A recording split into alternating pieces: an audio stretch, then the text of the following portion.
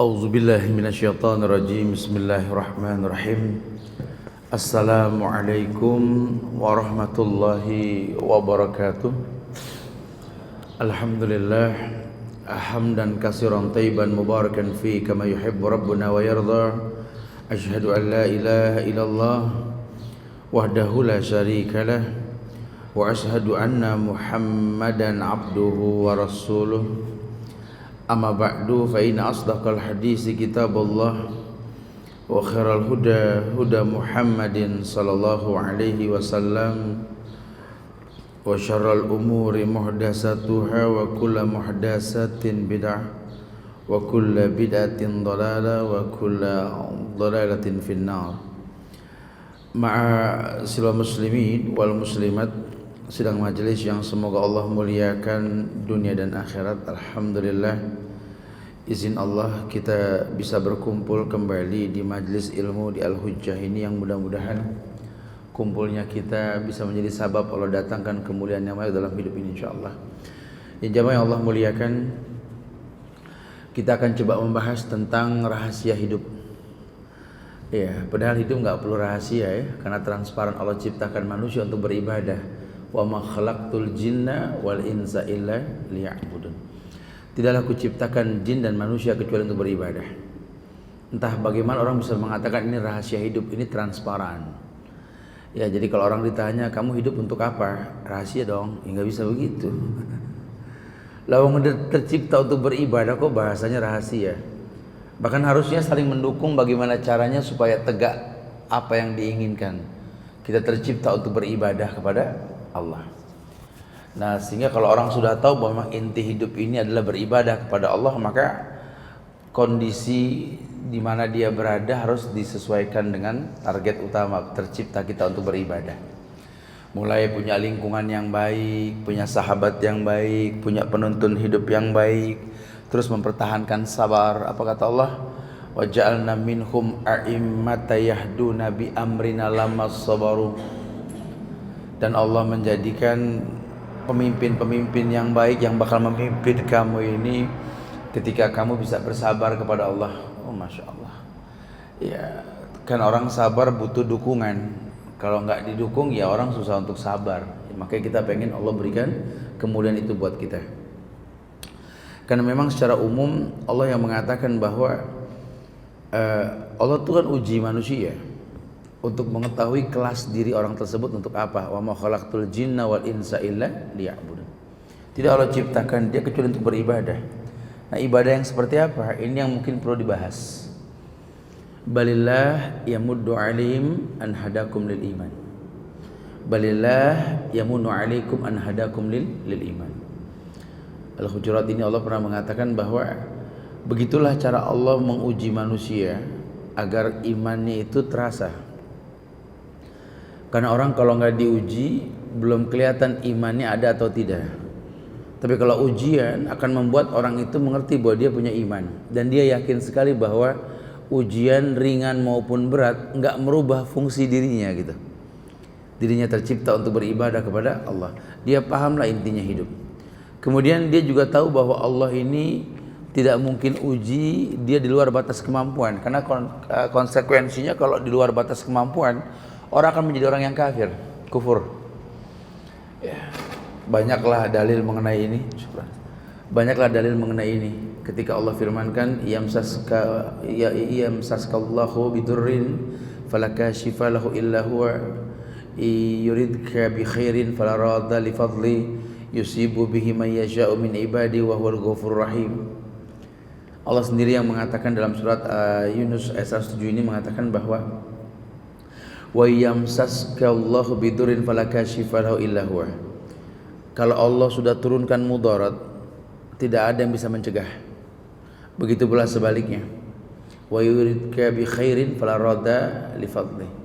Kalau Allah pengenkan sebuah kebaikan, bahkan kita pun enggak bisa menghilangkan kemungkinan tersebut. Ya, kayak nasib, kayak rezeki. Ini biar kita zolim sama ini anak yatim, uangnya kita pakai, rezeki nggak ketuker, pasti sampai ke sana. Gitu. Kita bicara apa? Kita bicara pekerjaan, ya memang harus dicari. Kadang-kadang yang nggak mencari juga, kalau takdir harus kerja, ada aja yang datang ngajakin. Ya. Jodoh begitu. Kita cari-cari sampai anak kita dandanin, tiap kondangan kita bawa. Oh, Masya Allah. Kali ada yang ngeker dari pemirsa itu. Ya kalau belum waktunya ya nggak bakal bisa. Tapi kadang-kadang justru di luar dugaan, nggak dibawa-bawa pun ada aja rezekinya. Ini ada cara, ada sabab sebenarnya. Ya, itu kan rezeki, ya kerjaan, harta, jodoh, itu semua sudah takdir Allah. Yang dikatakan min ghairi la yahtasib, dari tempat yang tak diduga. Buat siapa? Buat orang yang bertakwa kepada Allah. Jadi jangan terkecoh dengan ujian, jangan gampang menangis dengan ujian, jangan. Bersedih manusiawi, tapi kalau sampai meratap haram hukumnya. Ya siapa sih yang nggak sedih kalau sampai di PHK? Siapa sih yang nggak sedih kalau sampai gagal bisnis? Siapa sih yang nggak sedih kalau udah capek nyari nggak dapat gitu ya? Iyalah sedih ya. Cuma bukan berarti merubah diri kita untuk apa? Allah ciptakan kita untuk beribadah. Allah nggak peduli Anda mau kaya, Anda mau miskin, cuma ibadah tidak, kan itu. Allah nggak peduli Anda ini mau jadi orang yang sukses atau tidak, yang penting kan ibadah. Allah pun nggak peduli Anda jomblo atau capek dengan gonta-ganti pasangan kena nikah, cerai nikah. Allah nggak peduli. Asal alasannya semua benar, buat Allah nggak ada masalah. Ya, kenapa sih kamu nggak kerja? Nggak ada yang halal di sini kerjaannya, Ustaz. Saya berusaha menciptakan pekerjaan, cuma daya tarik orang kurang. Jadi saya sudah berusaha. Nggak ada masalah, dia nggak kerja.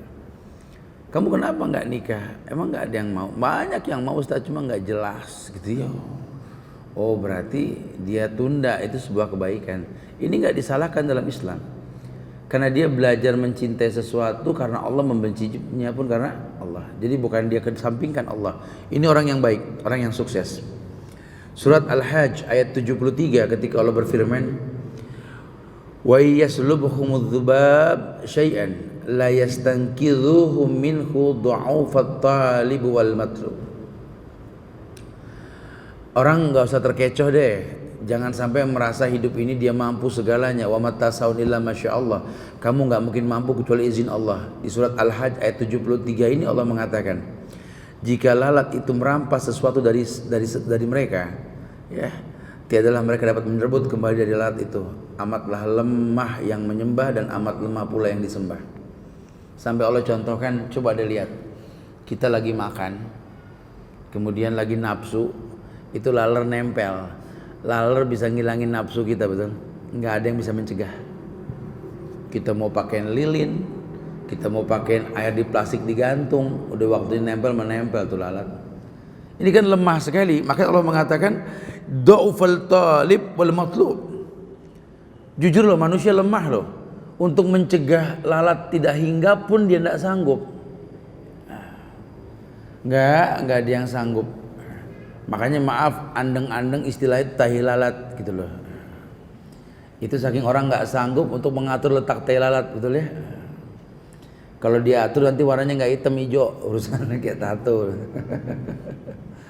Ya, bahkan sampai kotoran lalat pun kamu nggak bisa atur di mana letaknya. Seperti lalat yang nempel di sebuah makanan, mengambil makanan, nggak ada lalat bawa makanan ketangkap sama orang, nggak. Atau berebut, sini woy, makanan saya, nggak bisa. Dha'fat talib wal matlub, kata Allah. Suruh jujur tuh orang, dia lemah, lawang sama laler aja kalah. Ya. Karena wa matasawun illa masyaallah, karena kamu nggak punya kemampuan kecuali izin Allah. Jadi jangan suka ngatur Allah sampai seakan-akan bahwa Allah tuh nurut sama dia. Oh ini kalau saya nggak ngamuk-ngamuk di jalan, di situ nggak ada perubahan. Astagfirullahaladzim. Dia pikir yang ngerubah dia kali, bukan Allah ya. Ini dha'ufat talib wal matlub, kata Allah. Lemah betul nih orang prasangkanya sama Allah. Ya. Padahal Allah sudah aturkan sabab. Wa ja'alna minhum a'immatan yahduna bi amrina lamma sabaru. Kita mau bicara rumah tangga, bicara kampung, kota, negara, sudah Allah mengatakan wa ja'alna minhum a'immatan yahduna bi amrina lamma sabaru. Hadapin deh ujian, sabar, kata Allah. Bagaimana bisa sabar? Tingkatkan iman. Karena memang begitu cara Allah tadi, balillahu yamunu 'alaikum an hadakum lil iman. Demikian cara Allah mendatangkan tingkatan iman dengan ujian. Tolong jangan sampai kamu berubah fungsi. Janji Allah tuh pasti lammas sabaru. Kalau kamu bisa sabar, insya Allah tidak ada masalah. Cuma kitanya yang kurang sabar, akhirnya serampangan. Orang kalau udah kurang sabar, ujungnya pasti buruk. Walaupun ada kebaikannya, cuma tetap keburukannya lebih banyak ketimbang kebaikannya. Karena nggak ada yang namanya baik datang dengan cara yang buruk, gitulah. Ya. Kemudian dalam ayat lain surat Fatir ayat 2, ketika Allah berfirman, "Ma yaftahillahu lin-nasi min rahmatin fala mumsika laha wa ma yumsik fala mursila lahu min ba'dihi wa huwal azizul hakim." Ma yaftahillah, rahmat apa saja yang Allah anugerahkan kepada manusia, linnas min rahmatin fala mumsika laha, maka tidak ada seorang pun yang dapat menahannya. Wa may yumsik fala mursila lahu, begitu pula apa-apa yang ditahan oleh Allah maka tidak ada orang sanggup melepaskannya. Wa huwal azizul hakim, demikianlah Allah yang maha perkasa lagi maha bijaksana. Banyak ya ayat-ayat tentang ini nih, supaya orang tahu tuh rahasia hidup itu ya begitu. Ya, Allah punya tujuan, misi. Allah nggak peduli sama warna kulit kamu, bentuk postur badan kamu, warna kulitmu, lebar tidaknya badanmu, Allah nggak peduli. Yang penting kamu tercipta untuk beribadah, punya rasa malu lah. Kamu yang bilang setiap ngaca mengatakan Allahumma kama hasanta khalqi fahasin khulqi. Ya Allah, seperti Engkau baguskan tampangku ya Allah, baguskan akhlakku ya Allah. Jadi cara mintanya muji dulu, ya kan, muji Allah kan. Allah menciptakan kita dengan penciptaan yang sempurna. Setelah kita puji baru kita minta. Ya, maka perbaiki akhlakku ya Allah. Jangan sampai muka bagus akhlak jelek. Jangan sampai repot ngerapiin mata, ngerapiin muka, ngerapiin tangan, Quran gak disenggol. Jangan, malu deh sama Allah gitu ya. Takutnya nanti malah kita dibangkitkan buta sama Allah. Karena apa? Karena dulu di dunia kita repot sama penampilan. Orang di Islam udah ukurannya sholat. Yang pantas buat sholat ketemu Allah, pantas buat bersosialisasi sama manusia. Cuma kita yang bikin sulit, dibeda-bedain penampilan ke orang sama ke Allah. Allah kirim. Ya, jadi mahal hidup. Akhirnya ada istilah mukena, ada istilah gamis, gitu deh. Ada istilah sarung. Padahal sudah hukum asalnya yang pantas buat Allah, pantas buat yang lainnya. Harusnya kan begitu, ringan. Enteng betul Bu. Ibu ntar sholat gimana kalau nggak bawa mukena? Ya kan baju saya mukena. Enteng kan Bapak, nanti kalau sholat gimana Pak? Ya udah, baju saya pelana saya ini kan sudah pakaian buat sholat saya, ukuran ringan. Tapi kalau sampai yang buat sholat lain, ketemu orang lain, urusan kondangan lain, Masya Allah. Pada mau kemana ke center class, bawa buntelan, perabotan lenong buat ibadah. Jadi mahal, hidup jadi mahal. Begitulah kenyataannya. Tapi kalau dia tahu cara hidup ini ukurannya Allah, ringan. Demi Allah ringan sekali. Ini agama ini keringanan, agama ini kemudahan, agama ini yang asik-asik. Jadi yang ruwet-ruwet tuh bukan agama, nggak ada agama bikin ruwet, nggak ada. Yang ruwet kitanya, karena nggak paham kemudahan agama. Lawang semuanya mudah kok. Sesekali kita boleh dijamak kok sholat.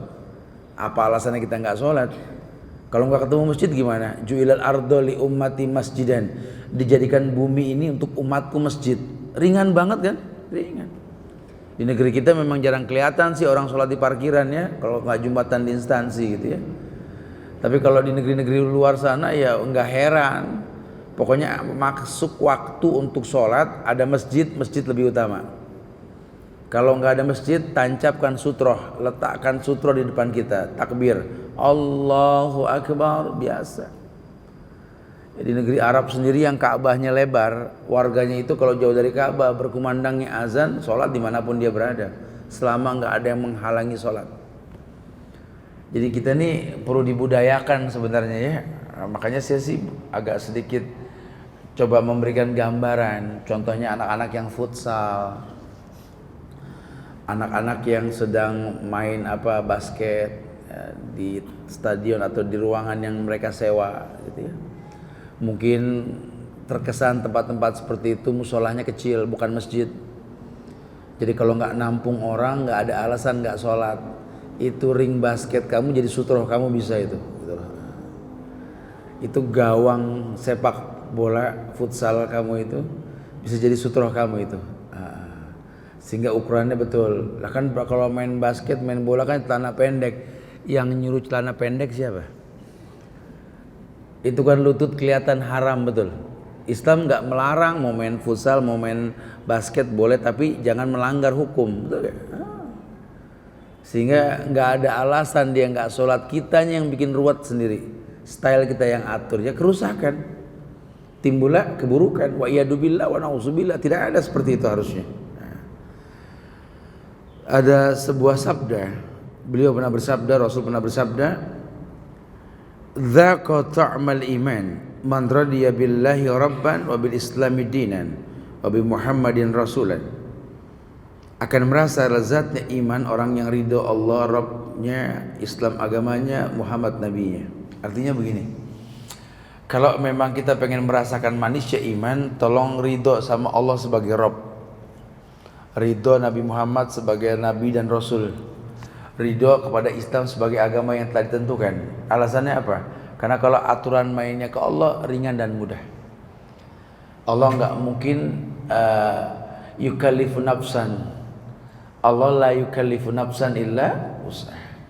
Karena Allah sudah bilang, tidak ada aku membebani orang di luar batas kemampuannya, tidak ada.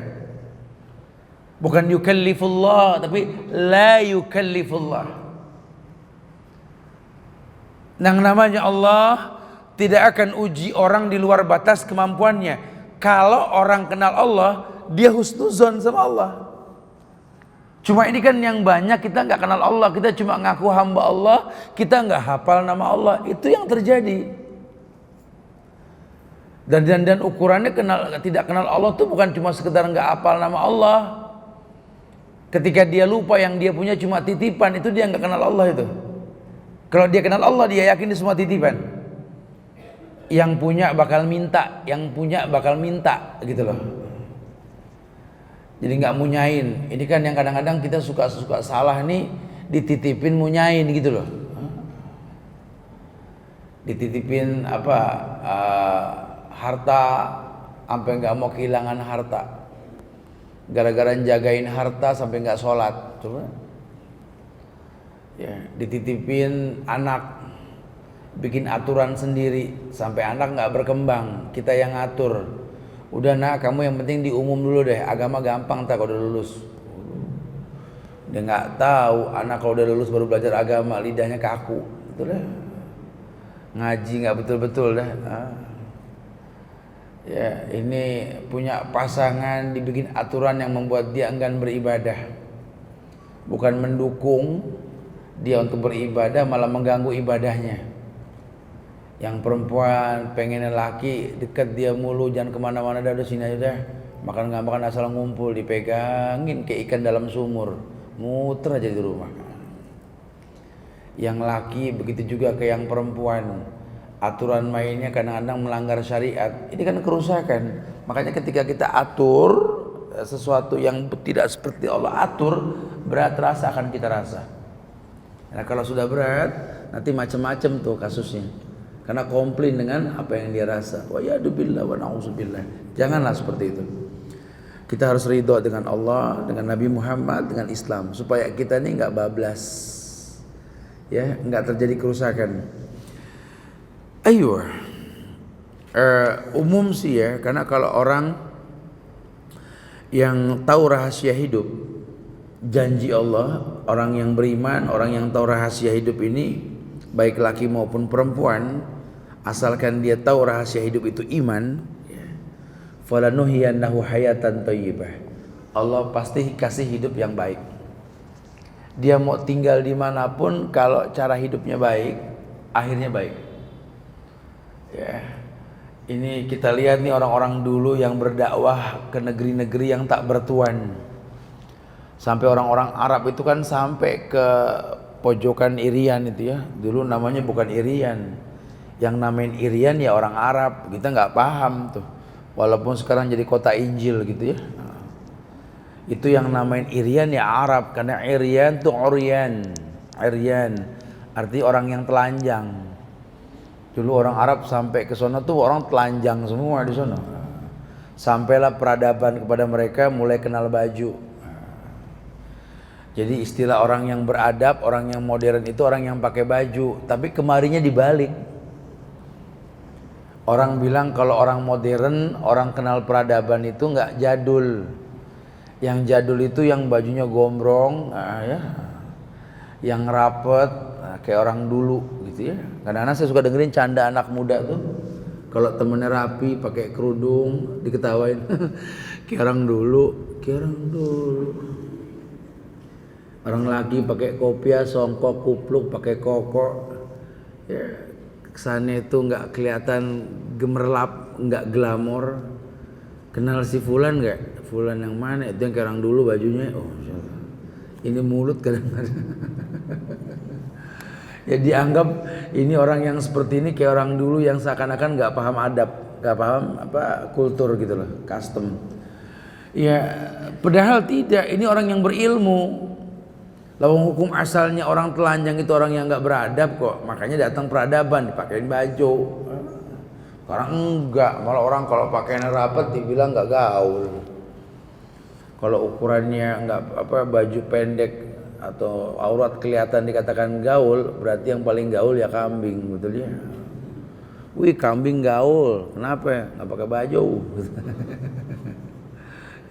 Ulaika kal an'am bal hum adhal, kata Allah. Itu orang yang gaul ala seperti itu kayak binatang ternak.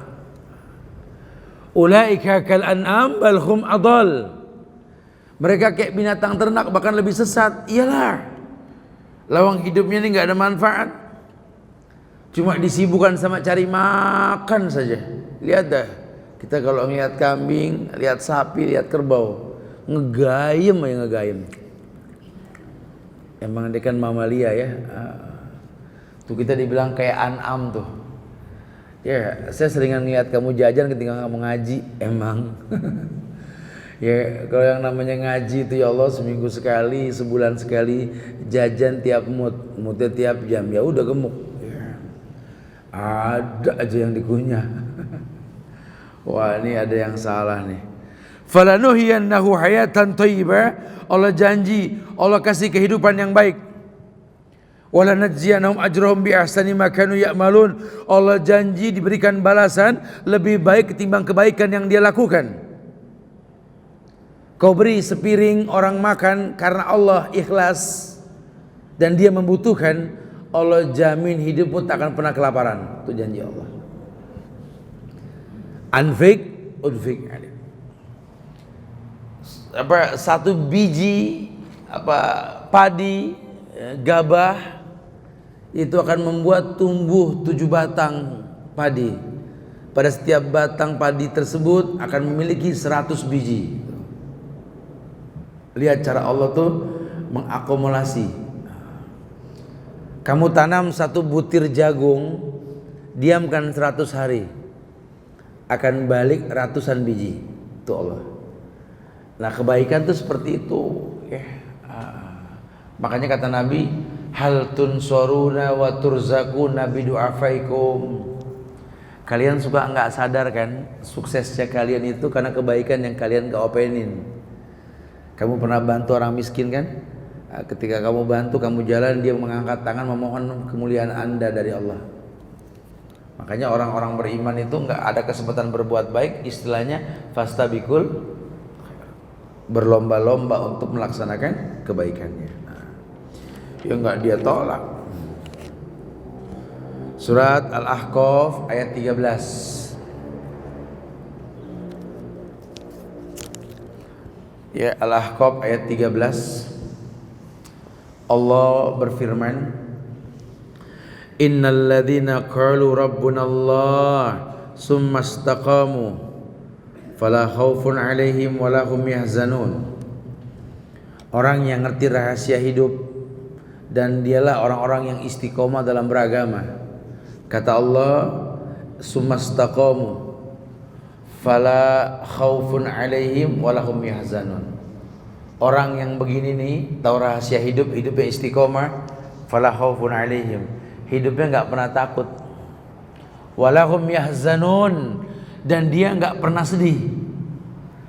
Karena apa yang dia takutin lawang semua dijamin, apa yang dia sedihkan lawang Allah melihat kok. Iyamsaska korhun. Ya, kalau seandainya kamu merasakan sedih, Allah bikin sedih yang lainnya. Semua merasakan, bukan tidak. Jadi jangan salah paham, jangan salahkan Allah. Karena banyak orang suka salah paham. Yamsaska korhun faqad masal qauma korhun mislu. Ya, karena Allah mengatakan kalau kamu sedih, bukan kamu saja yang sedih, orang juga sedih. Kamu diuji sama anak, ya orang tua kamu juga pernah diuji sama kamu jadi anak dulu. Kamu diuji sama anak buah dalam perusahaan yang kamu miliki. Ingat gak dulu kamu nguji bos kamu dulu? Mirip. Bukan karma, artinya semua orang pernah merasakan kecewa dan sedih. Jadi jangan terlalu melo. Ini orang kalau udah diuji melo, kayak cuma dia yang diuji. Allah kayaknya sama saya tuh kayak nggak suka deh, Tat. Kenapa? Ya Allah, Tat, saya mulu yang diuji, yang lain enggak. Ini orang suka seuzon sama Allah, ya nggak boleh. Surat Al-A'raf ayat 35.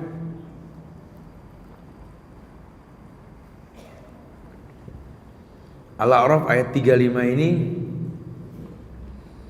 Allah berfirman, Ya bani Adam, imma ya'tiyannakum rusulun minkum yakussuna alaikum ayati faman ittaqa wa aslaha fala khaufun alaihim wala hum yahzanun.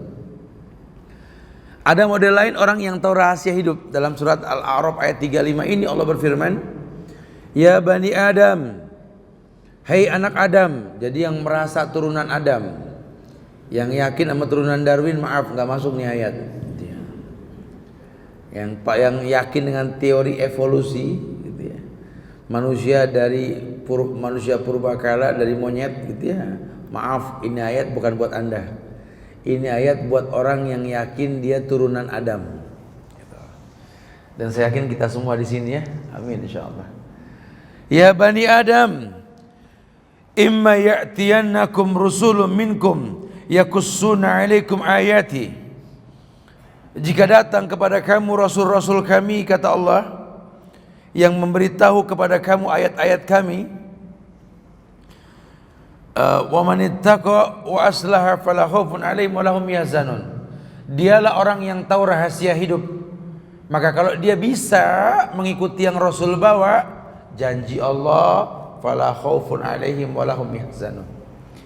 Allah akan kasih mulia dia. Apa kemuliaannya? La khaufun alaihim wa lahum yahzanun.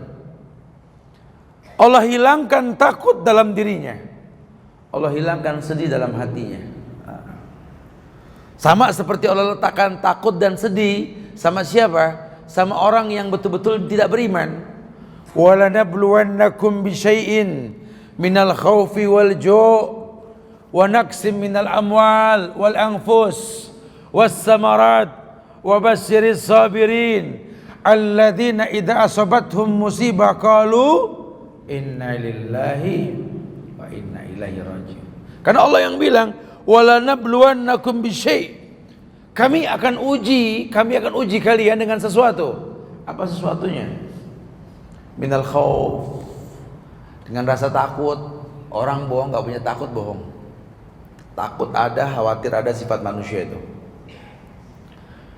Wa naqsim minal amwal wal anfus, wal khauf wal ju'. Rasa lapar diuji kita. Ya, orang walaupun kaya raya tetap aja bakhil, takut miskin, takut lapar, ujung-ujungnya begitu. Kenapa sih kalian takut miskin? Ya karena kalau orang miskin kan nggak bisa makan, Tat. Setahu saya orang miskin malah banyak makannya gitu ya. Terus yang nggak bisa makan orang sakit, lain lagi nanti. Saya takut miskin, takut saya nggak makan. Dia pikir miskin plus riawan kali ya. Nanti kan ada hukum sebab akibat. Karena kadang-kadang kita diberi, kadang-kadang kita memberi. Hidup ya begitu. Ya kalau saat sekarang kita diberi, mau bilang apa, udah usaha, tapi tetap aja susah. Ya nggak apa-apalah. Tapi kita nggak bahagia dapat daki manusia. Zakat itu kan daki manusia ya. Jadi boleh sekarang saya dikasih zakat, tapi tahun depan saya ngeluarin zakat. Ini prinsip. Boleh sekarang saya dibantu sama orang tua, ntar tenang pak, waktunya tiba kalian akan saya bantu nanti. Begitu prinsip. Tapi kalau nggak dididik kayak begitu, sampai tua bangka masih nyusahin orang tua. Udah jarang ketemu, tiap ketemu malah nagih. Ya harusnya kan dia yang maksimalkan ketemu, karena memang dia nggak beriman, jarang sehingga dia berusaha untuk menaklukkan dunia, jarang ketemu. Sekalinya ketemu malah bukan ngasih, malah nagih. Ya Allah kemana aja, jarang kelihatan. Ya namanya usaha mak.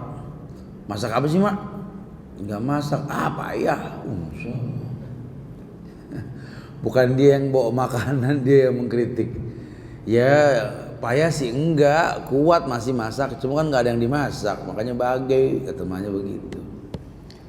Ya cuma karena memang dia nggak beriman, sampai tua bangka berpikirnya menerima bukan memberi. Ini kan kerdil. Jadi kayak anggota DPR yang jiwanya pada kerdil tuh, berpikir bagaimana mengambil keuntungan dari negeri ini. Itu kerdil banget tuh manusia. Ya, negara dijual, sampai ada yang berani memalingkan kebenarannya. Kemarin kan rame masalah Al-Maidah ayat 51 ya. Kesel ngelihat orang kafir menghina Al-Quran. Antum kesel kata, ya kan nggak usah ditanya ya, kesel lah. Nggak kesel sih. Kok antum nggak demo? Astagfirullahaladzim. Apa kesel ekspresinya demo? Ya enggak lah. Kenapa antum nggak demo Ustaz? Ya karena nggak ada syariatnya, selesai sudah. Bahasannya bukan di sini, di kelas nanti gitu. Cuma yang pasti memang saya nggak heran, bukan berarti nggak marah. Kalau ada orang kafir menghina agama saya nggak heran. Itu udah pernah ada dari zaman Rasul. Nabi yang bawa dihina sama Abu Lahab, Abu Jahal, betul. Dari zaman Nabi 1437 tahun yang lalu.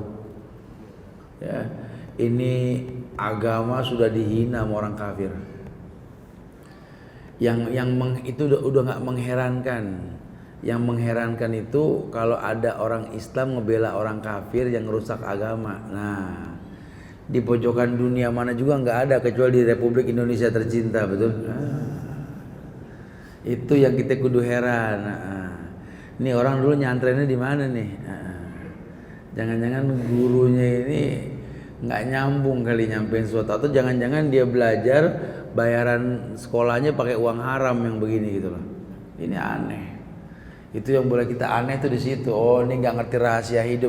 Dia pikir dengan memutarbalikan ayat ini jadi benar. Secara logika sudah nggak benar. Kamu pelencengkan makna wali menjadi teman setia. Ya, kebayang tidak diharamkan kita menjadikan orang-orang kafir ini sebagai teman. Berarti tuh kalau mau kritis sedikit itu layak ditangkap tuh orang. Kenapa? Karena memicu keributan. Mulai saat ini di Indonesia orang beda agama nggak boleh tegur sapa, berarti nggak boleh berteman, kan kacau. Diterjemahkan baik-baik, pemimpin dia robah saking pengen ngebela orang kafir. Dia pikir umurnya 1000 tahun kali ini manusia. Kalaupun 1000 tahun terus nggak mati, kan mati. Kalau sudah mati emang Allah nggak tanya? Jangan-jangan bukan Islam nih kalau sudah begitu ya. Allah bakal tanya. Mudah-mudahan didengerin nih sama dia nih. Saya sih cuma nasihatin, takut aja ente sama Allah gitu ya. Hati-hati, jangan gampang merubah ayat. Tanggung jawabnya langsung ke Allah. Ini buat kita yang tahu rahasia hidup, udahlah. Wa makana lil mu'minin wala mu'minati idza qadallahu wa rasulahu amran ayakuna lahumul khiyaratu min amrihim. Tidak ada pilihan lain buat orang beriman, baik laki maupun perempuan.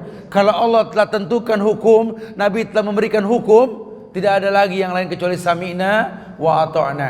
tinggal jalanin.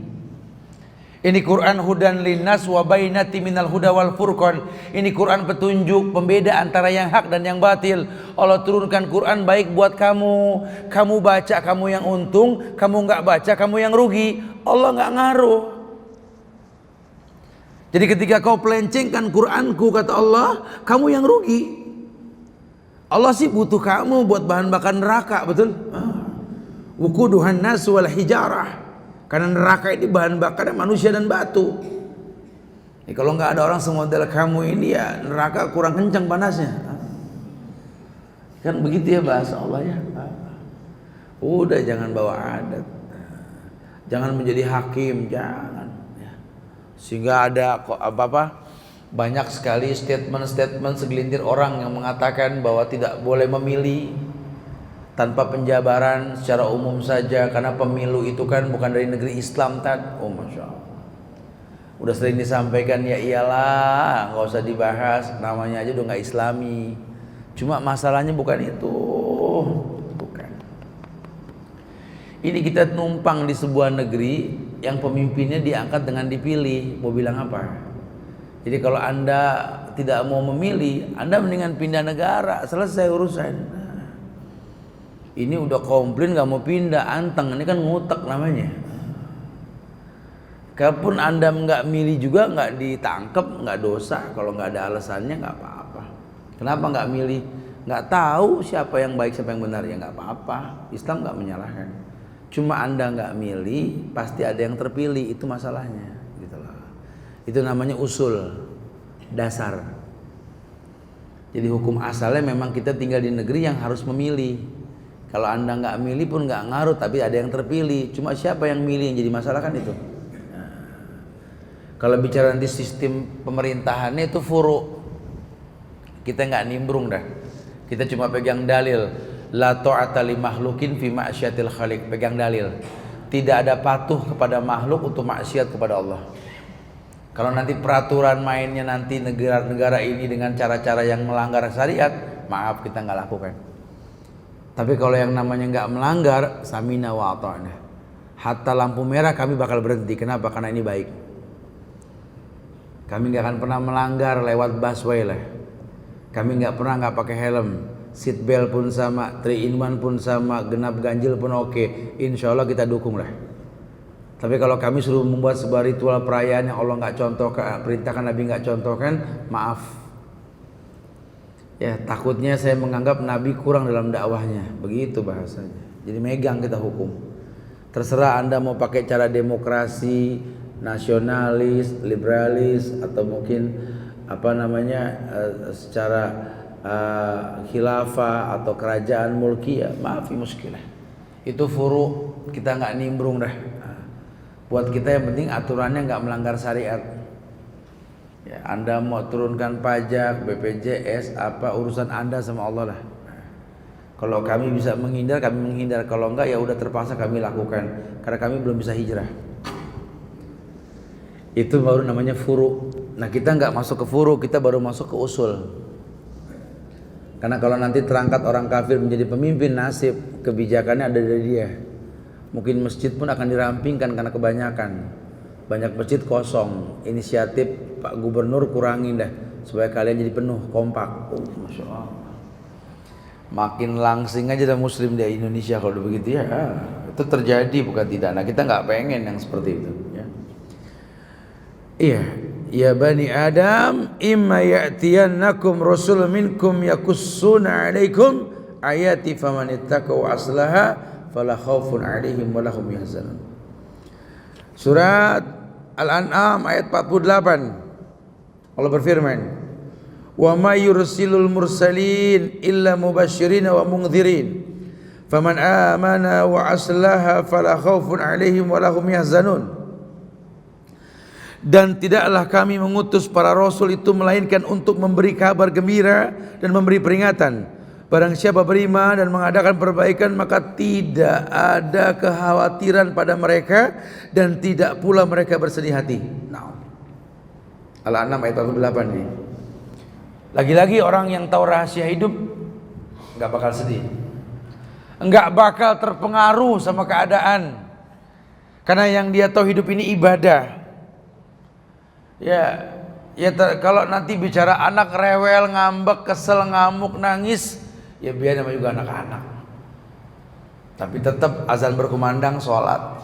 Kalau orang yang nggak berilmu terpancing, loh kenapa nggak sholat? Anak lagi ngamuk, nggak ada urusan. Loh kenapa nggak sholat? Ya Allah kesibukan tat, aduh yang belanja banyak, nggak ngaruh. Negeri Islam tuh hukumnya begitu, lagi banyak yang nawar, lagi banyak yang ngeborong, azan tutup. Kenapa? Yang ngatur rezeki manggil. Karena kalau pakai logika, ya kan nggak ada salahnya tat. Kita duluin dulu ini, Allah juga paham. Itu tuh penyakit tuh kalimat Allah itu paham. Ya, masbuk biasa lah Ustaz. Oh masbuk biasa. Kalau alasannya kuat ya bisa dibilang biasa. Ini Jakarta bung, macet silahkan. Udah maksimal, nggak bisa on time. Ya mau bilang apa? Jalanin aja, insya Allah nggak ada masalah. Tapi kalau nggak ada alasan, nggak ada. Masuknya wail, fawailul lil musallin. Celaka nih orang yang sholat. Kenapa dia celaka?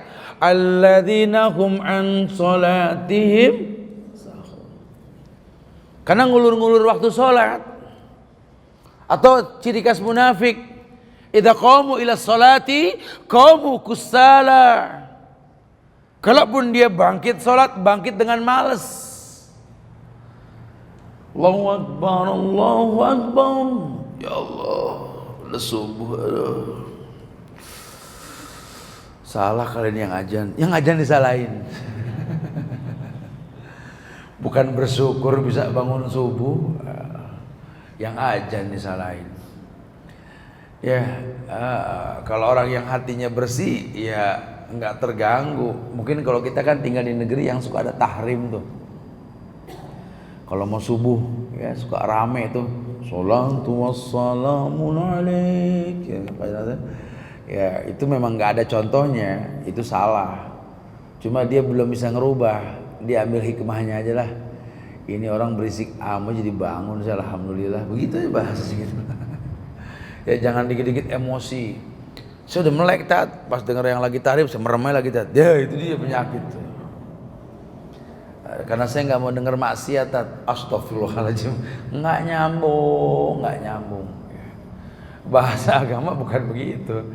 Lihat tuh cara Rasul ketika beliau sama Abu Bakar datang ke Madinah, ya, ketika beliau hijrah ya. Kan beliau disambut sama apa?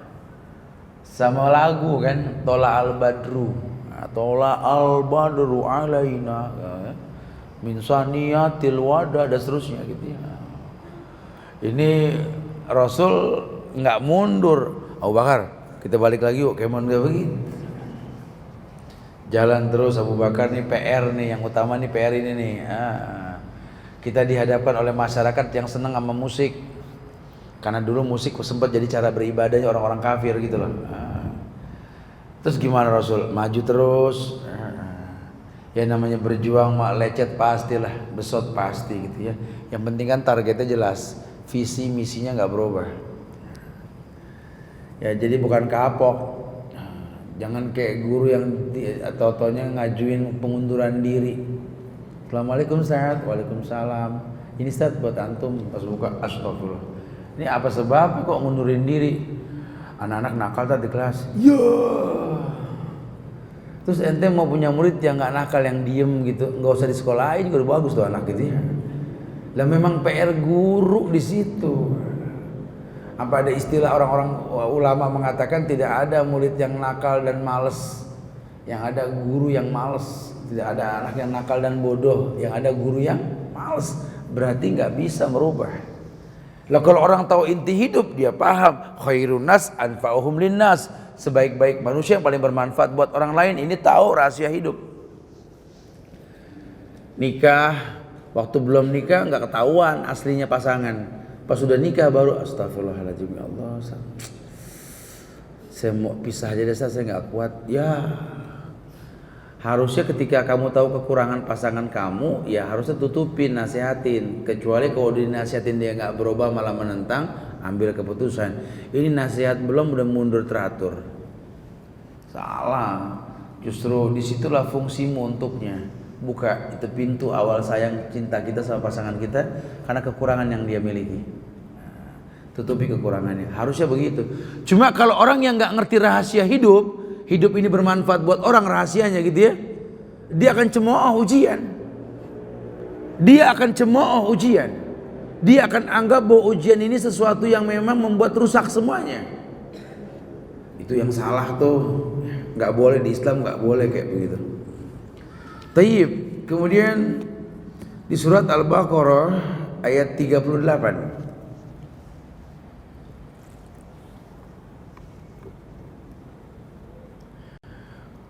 Allah berfirman, fa imma ya'tiyannakum minni hudan faman tabi'a hudaya fala khaufun 'alaihim wa lahum yahzanun. Ciri khas lain orang yang tahu rahasia hidup di surat Al-Baqarah ayat 38. Allah janji kan, tidak ada kesedihan, tidak ada takut. Fa imma ya'tiyannakum minni hudan, jika datang petunjukku kepadamu, ya hudan, faman tabi'a hudaya fala khaufun 'alaihim, katakan bahwa orang yang mengikuti petunjukku berarti tahu rahasia hidup, mengikuti petunjuk Allah. Fala khaufun 'alaihim wa lahum yahzanun. Lagi-lagi Allah tidak letakkan rasa takut. Allah tidak letakkan rasa sedih dalam hatinya. Orang ini berilmu, tahu janji Allah itu pasti. Allah la yukallifullahu nafsan illa wus'aha. Tidak mungkin Allah uji manusia di luar batas kemampuannya. Ya, surat Yunus ayat 62-63. Yunus 62-63.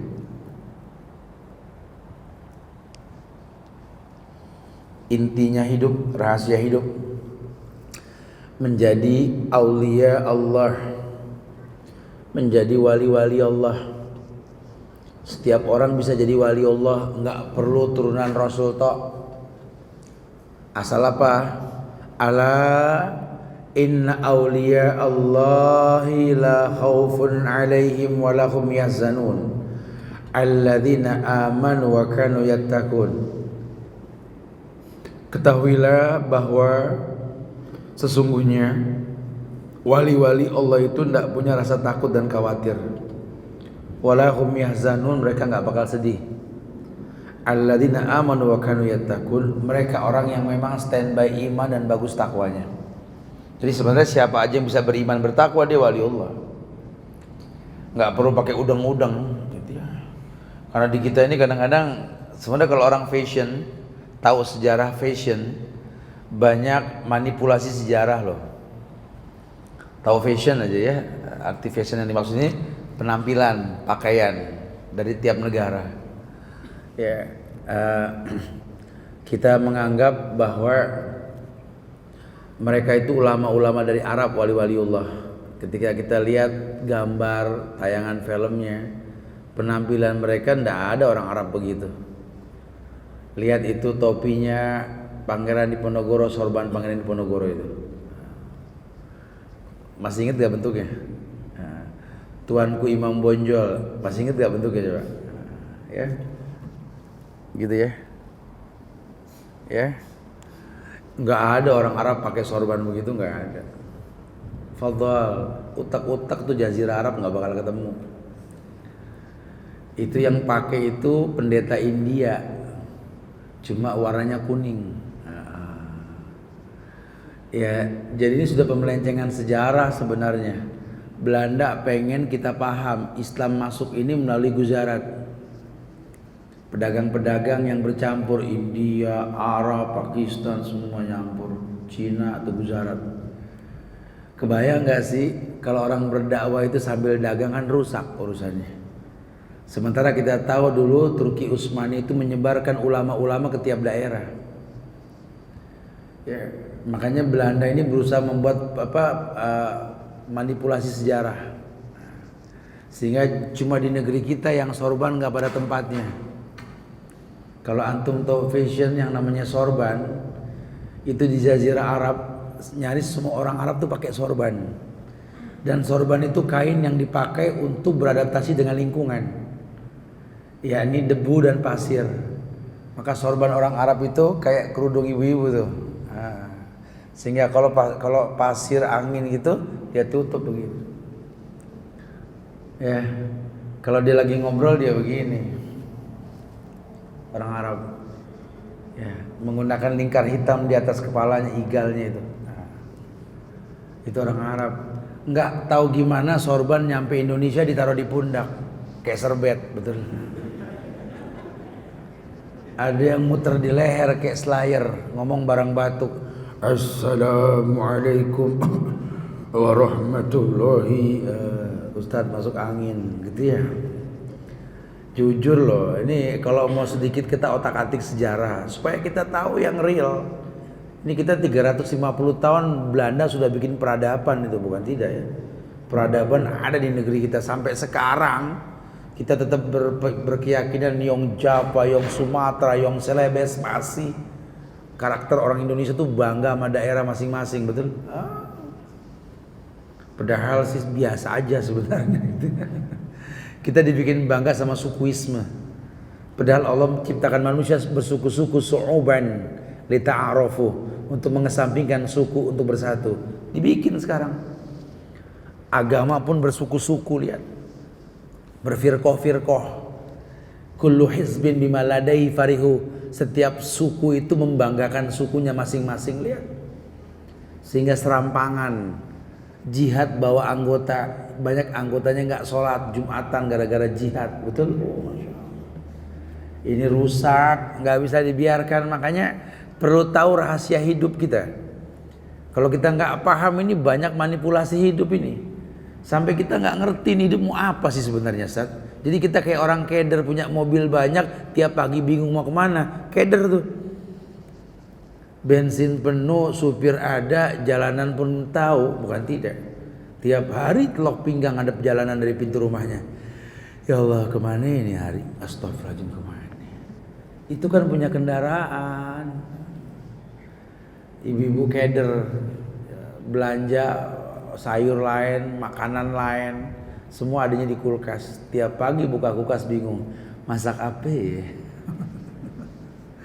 Astagfirullah, ini manusia keder nih namanya nih. Ma'isatan donka itu. Makanya di Islam kita supaya nggak keder, kan kalau belanja kan ke pasar, Bu, betul? Kita kalau ke pasar tuh doa masuk pasar sama doa masuk WC mirip kata ulama.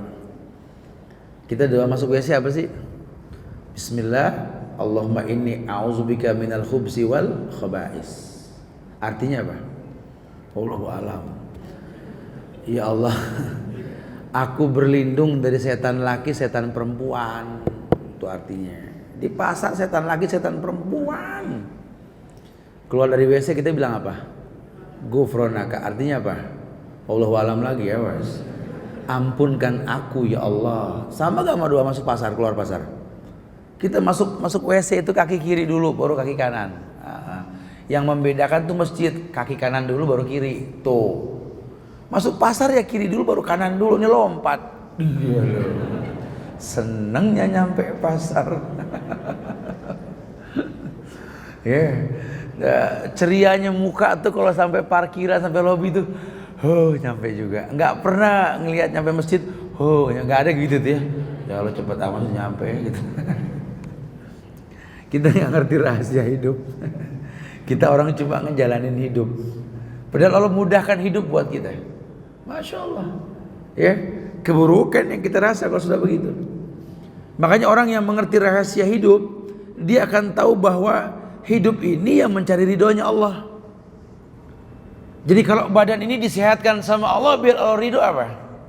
Fungsikan kesehatan untuk sebuah kebaikan. Karena sehat itu nikmat. Ni'matani maghbunun fihima katsirun minan nas. Ada dua nikmat yang manusia tuh butuh cuma meremehkan. Sehat dan waktu kosong. Itu dua nikmat yang Masya Allah. Yo nikmatnya. Saya kalau lagi bercanda sama ayah saya itu. Ayah saya agak unik nih orangnya ya. Udah nggak ada gigi tapi nggak mau dipakai gigi palsu gitu ya. Biar berasa hidup katanya dia bilang gitu.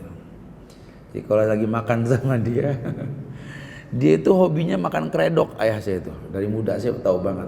Kalau gado-gado dia nggak suka, katanya direbus. Dia suka yang mentah. Jadi saya kadang-kadang suka ngeledekin juga. Dia udah nggak punya gigi, saya bawain kredok. Jangan bercanda ya. Saya bawain yang empuk-empuk gitu ya. Dia makan nafsu. Tapi dia bilang, betul ya. Makanan seenak apapun jadi nggak enak kalau nggak ada gigi. Tuh kan, nikmat. Sehat tuh nikmat. Masya Allah ya. Kita ini kadang-kadang nggak memperhatikan tuh. Kalau jadi ulil albab, dia akan bandingkan sakit dan sehat. Karena kalau orang sehat enaknya bersyukur deh. Kalau orang sakit enaknya sabar, nikmat. Ya. Jadi kalau kita lagi sehat nih, tolong tahmid jangan putus nih. Ambil napas pagi-pagi kan sejuk ya. Ya Allah, alhamdulillah. Itu syukur kita tuh. Kenapa? Karena ada juga yang bangun pagi mampet sebelah, betul. Sampai susah. Kalau boleh jujur nih, lobang lega 2 nikmat loh. Ya. Orang ngomong lancar nikmat. Tanya sama yang gagap, enggak nyampe ngomong, betul enggak? Atau tanya sama orang lata sampai pegel, ya Allah, nyebut nama salah mulu gitu ya. Aduh, si Allah, ya Allah, Mbak. Capek loh. Kita dikasih nikmat nih, ngomong lantang nih, ya Allah. Makanya kalau udah gampang tuh, walaupun mungkin gak terlontar, hati berkata, Rabbi auzi'ni ya Allah, an ashkura nikmataka allati an'amta alayya ya Allah. Ajarkan aku bersyukur ya Allah. Bersyukur atas nikmat yang kau berikan padaku. Masya Allah. Kenapa? Karena nanti ada saatnya kita gak begini. Ya, ini Masjid Al-Bina kan hampir mirip sama Masjid Al-Azhar, senang pakai tangga depannya, betul. Nggak ada liftnya, betul ya.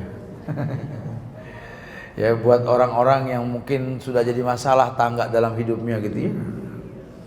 Sehingga pas nyampe itu harusnya alhamdulillah ya Allah, masya Allah. Masih digampangkan bisa naik ke atas Al-Bina.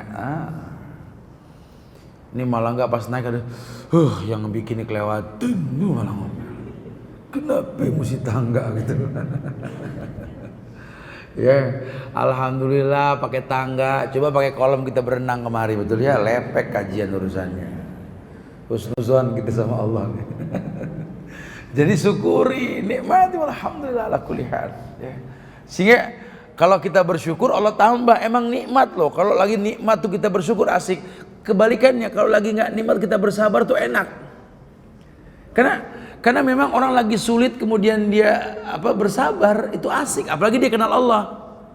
Innallaha ma'as sabirin, Allah bersama orang yang sabar. Ya, terasa nikmat sekali. Demi Allah, terasa nikmat sekali. Allah berikan nikmat yang dia nggak sangka-sangka itu. Iya, kan Allah yang mengatakan, wa ja'alna minhum a'immatan yahduna bi amrina lama sabaru. Janji Allah begitu kan? Aku akan berikan pemimpin yang menunjukkan pada kebenaran. Lama sabaru, ketika kalian sabar. Jadi kayak orang hilang barang nyari sabar, terus ketemu, bahagianya masya Allah. Sampai Rasul mencontohkan begitu kan? Melebihi bahagianya orang yang kudanya hilang. Dia cari nggak ketemu, kemudian dia capek duduk. Nggak lama tuh kudanya datang, girangnya begitu sabar. Makanya ulama mengatakan as-sabru kas-sabri murrun fi madaqatihi lakin awaqibuhu ahla minal asal.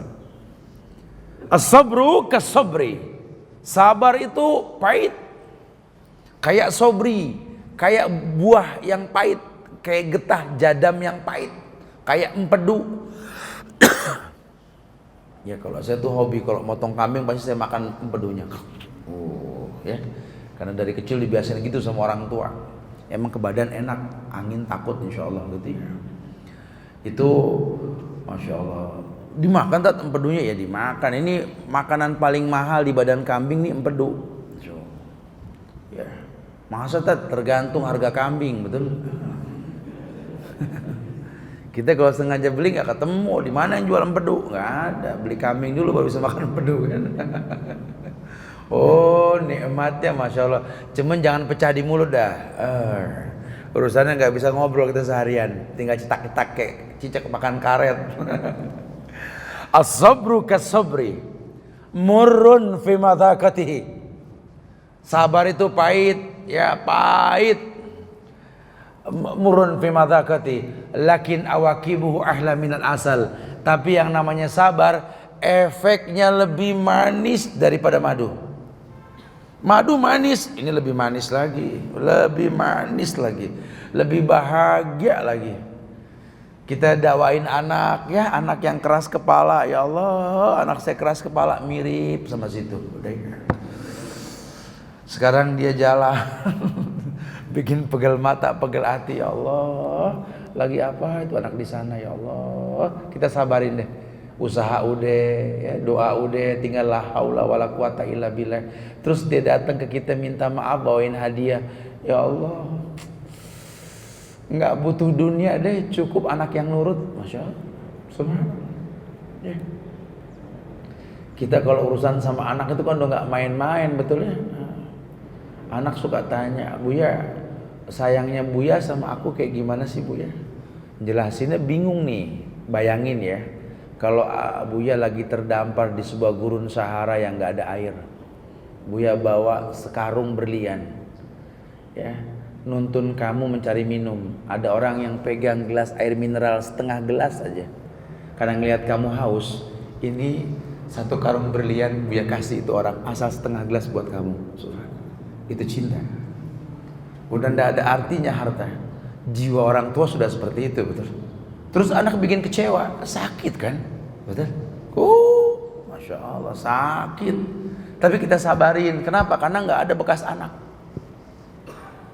Jadi nggak ada bekas anak.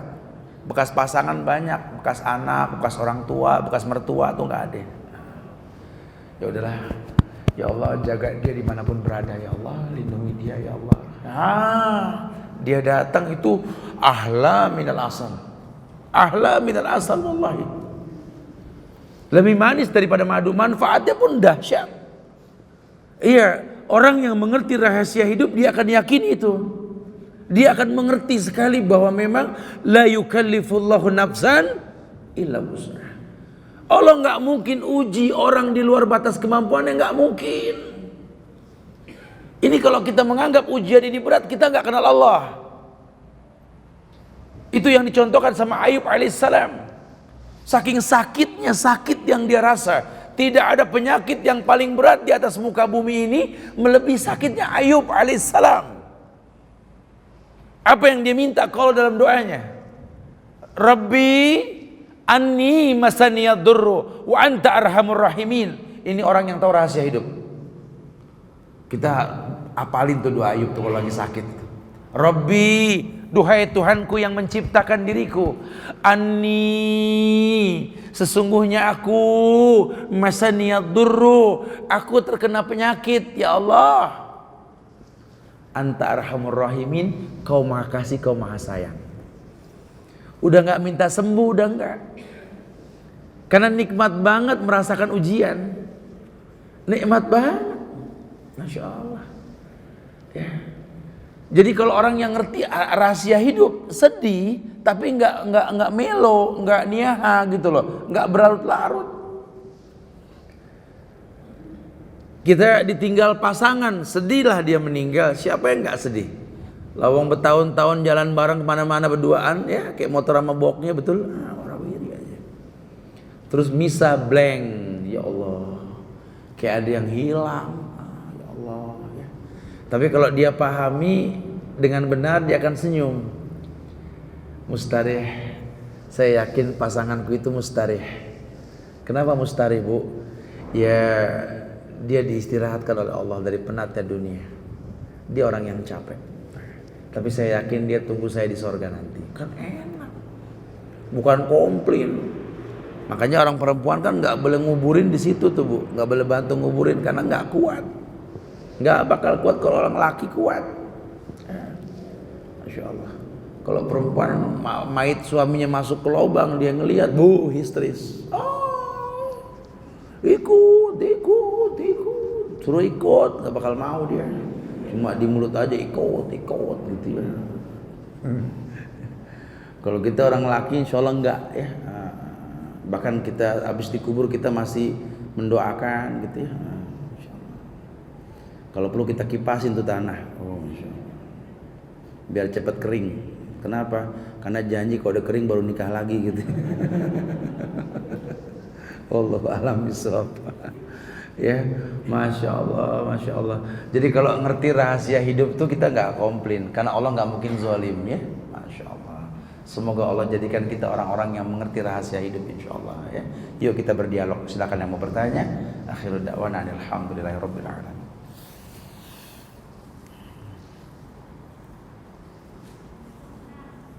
Fadhal, ada mic? Ada?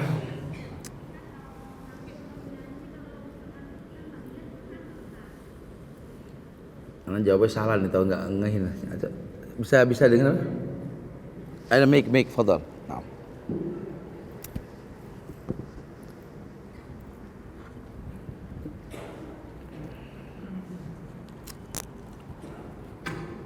Assalamualaikum Ustaz. Waalaikumsalam Ibu.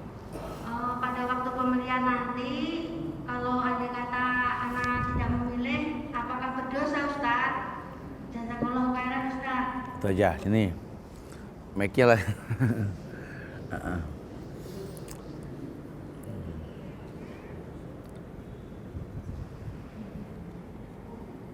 Afan ya?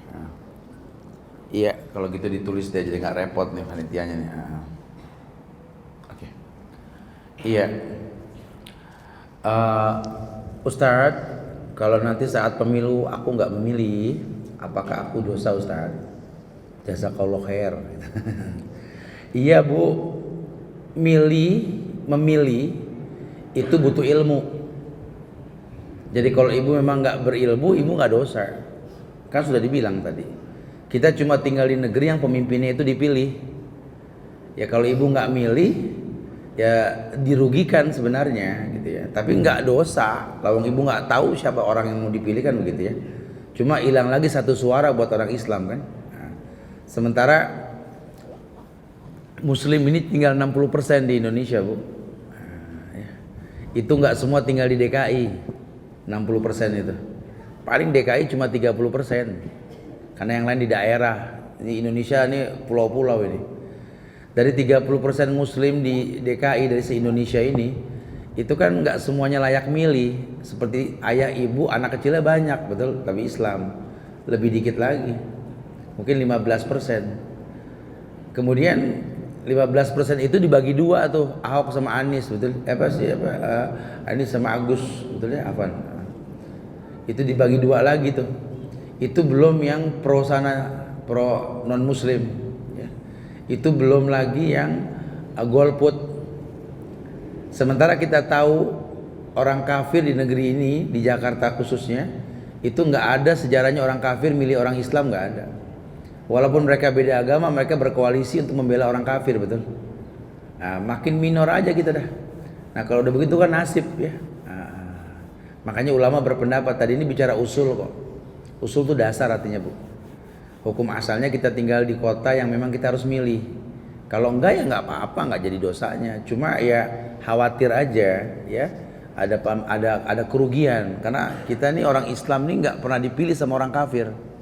Tapi orang kafir dipilih sama orang Islam, itu yang aneh. Negeri kita nih Masya Allah. Kamu bisa bilang tadi, kalau bicara orang kafir benci ayat enggak heran. Dari zaman Rasul sudah ada. Tapi kalau sampai orang Islam ngebela orang kafir membenci ayat, itu yang aneh. Di sini ada. Wa yadubillah wa na'udzubillah ya, enggak apa-apa. Masyaallah. Taib. Assalamualaikum Ustaz. Apa benar perempuan tidak boleh pakai pakaian warna putih? Kalau benar apa dalilnya? Punya handphone enggak yang nanya? Buka di browser, nanti buka rumaishoh.com. Rumaishoh.com tuh rumaishoh.com. Nanti keluar tuh fikih wanita, tanya di situ. Baju putih buat perempuan, nanti keluar dalilnya. Kita punya handphone jangan buat ngerumpi aja, itu ada browser kok, ada YouTube, ada internet, sosial media ini Masya Allah. Nanti kebuka. Atau beli fikih wanita, atau buka kitab Riyadhus Shalihin bab libas. Karena kalau Ustadz bilang dalilnya juga percuma, nggak bakal kecatat, gitu ya. Asan buka langsung, gitu ya. Allah. Kenapa alasannya perempuan nggak boleh putih, Ustaz? Karena putih itu memancing pandangan pakaian laki-laki. Ya, tapi bukan berarti perempuan di rumah nggak boleh putih. Enggak, ini mau bicara keluar rumah. Kan saya suka bilang, cuma buat keluar rumah aja. Di rumah mah terserah, kita mau main pocong-pocongan, dokter-dokteran boleh. Kalau dulu ini ceritaan keluar aja gitu ya. Nggak apa-apa, di rumah mah nggak apa-apa ya. Assalamualaikum warahmatullahi wabarakatuh Pak Ustadz. Uang riba selain untuk pembangunan, apakah boleh untuk membantu saudara yang sedang kesusahan? Lawal hasil uang riba tidak boleh dimasukin ke badan.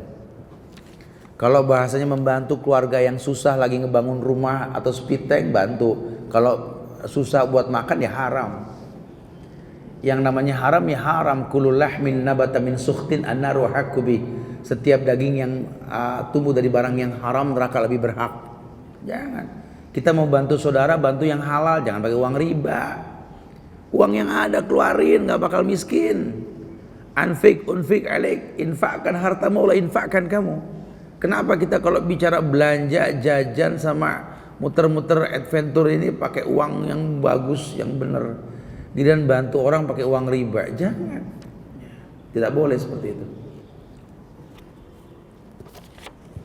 Assalamualaikum Ustaz, mau bertanya, jika kita mempunyai harta riba, bisa digunakan untuk apa saja ya? Apakah bisa dijelaskan secara detail untuk penyaluran harta riba? Kalau sampai sekarang sih saya sengaja membantu menyalurkan harta riba itu untuk tanah-tanah yang longsor di seputar pinggir kali. Karena banyak daerah-daerah Islam yang di pinggir kali itu longsor, di daerah Bogor biasanya itu ya. Dan efektif sampai sekarang alhamdulillah. Dakwah sampai kepada mereka. Kemudian dibuatkan jalanan-jalanan paving block ya, buat ke masjid supaya nggak becek gitu ya. Alhamdulillah. Sekolah-sekolah kita rapikan jalanannya, atau WC-WC umum di pinggir sungai yang terbuka aurat tampak kita bikinin supaya tertutup. Bas. Ya, fadhal yang mau silakan, yang mau silakan. Ya nanti saya kasih nomor rekeningnya untuk dialokasikan, asal dilaporkan saja nanti. Ustaz udah dikirim nih dana riba sekian, nah, nanti supaya nggak bercampur ya, saya alokasikan ke Bank Syariah Mandiri. Fadhol yang mau alokasikan silakan. Nomor rekeningnya 777 777 999 77 52 777 999 7752. Paham ya? 73 kali 93 kali 72 kali 52 atas nama Yayasan Imam Malik bin Anas. Ya, konfirmasi ke 082 111 46 45 46 082 111 46 45 46. Dikonfirmasi nanti, dibilangin. Insya Allah dialokasikan, nanti dikirimkan fotonya deh. Ini sudah dialokasikan sekian gini gitu. Alhamdulillah itu efektif sekali loh. Ya ternyata banyak sekali orang-orang yang layak dibantu. Ya sekali lagi 777 999 7752 Bank Syariah Mandiri. Ya, konfirmasi ke 082 111 46 45 46 ya. Insyaallah manfaat mudah-mudahan. Iya, ada lagi? Khalas, maafi soal. Taib. Assalamualaikum Ustaz. Bagaimana menasihati istri yang tidak mau mengerjakan sholat? Masya Allah. Ya, Anda bisa menaklukkan hatinya, harusnya bisa menaklukkan dia untuk sholat harusnya gitu loh ya. Ya, gimana mau ikut ke sorga kalau dia nggak sholat? Memang kalau salahnya istri itu ditanggung sama suami, tapi kalau masalah sholat pribadi itu, ya suami nggak ngaruh, cuma bisa ngingetin doang. Ya gimana sih hidup sama orang yang nggak sholat? Ya kebayang nggak sih? Ringsang sekali hidupnya. Yang sholat aja ngambek mulu, gitu, apalagi yang nggak sholat. Waduh, betanduk nih orang urusannya. Asuransi itu apakah haram Ustadz? Asuransi itu kan sistem perbankan cara-cara dalam perbankan. Kalau memang konvensional ya haram. Kalau syariah ada ulama yang bertanggung jawab. Wallahu alam. Tapi sebaiknya hindari. Itu lebih baik. Ya. Insya Allah manfaat yang disampaikan. Minta maaf kalau ada kekurangan. Kesempurnaan hanya milik Allah. Kita tutup dengan kafaratul majlis. Subhanaka wa bihamdika asyhadu an la ilaha illa anta astaghfiruka wa atubu ilaik. Assalamualaikum warahmatullahi wabarakatuh.